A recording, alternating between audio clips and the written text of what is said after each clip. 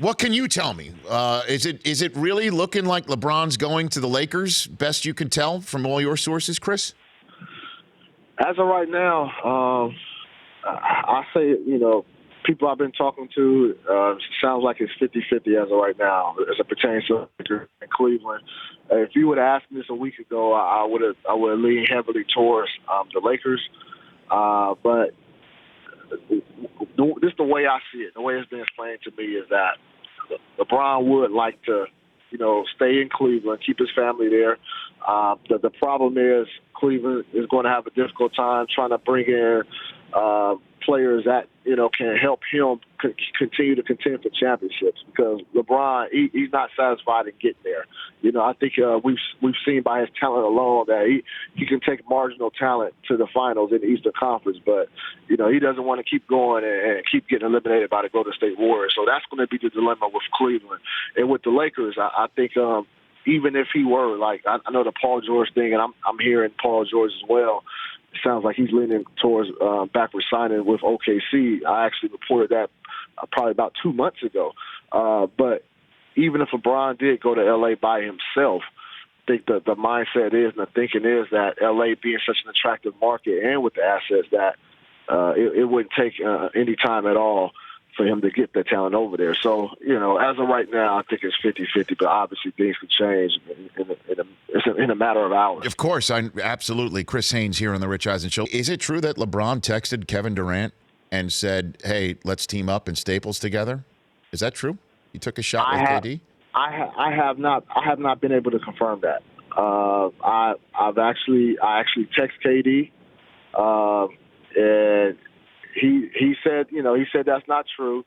And I spoke with LeBron's camp, and they said the same thing.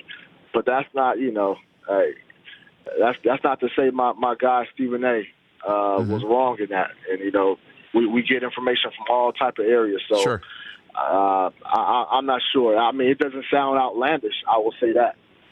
Well, you can't blame him for shooting a shot if that's the way it's going right now. I mean, man, and then the Kawhi of it all, too. I mean, I can't get enough of it, Chris. I really can't. It's so dramatic with such big-name players and how it could rearrange chess pieces.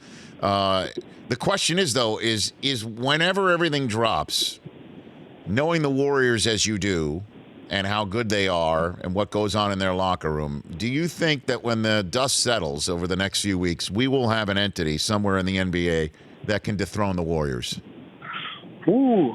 You know what, Rich? I will say this, man. I truly believe, and I know I'll probably get beat up for saying this, but I truly believe if Chris Paul was healthy and being able to play in those last couple of games, man, probably would have got him.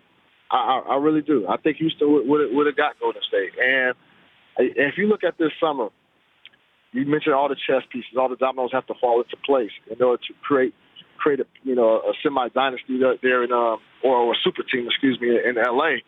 The Kawhi Leonard factor, Rich, like, we're hearing all these people that, these teams who are inquiring about Kawhi. Let me say this, like, from what was explained to me, you talk about Boston going, like, Kawhi is not re-signing long-term in Boston. That is not the case.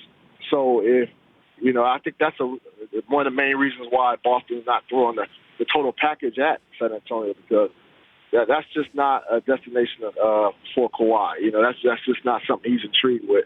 It's the two LA teams. It's the Lakers and it's Clippers, and a lot has been made off the Lakers, but he wants to play home. He's from the San Diego area. He wants to play home and be happy, was what it was told. So, if the Lakers can pull that off, if they can get LeBron James over there, and then that's when I think, Paul George, if he hasn't made his decision by then, that's when I think minds can start to change.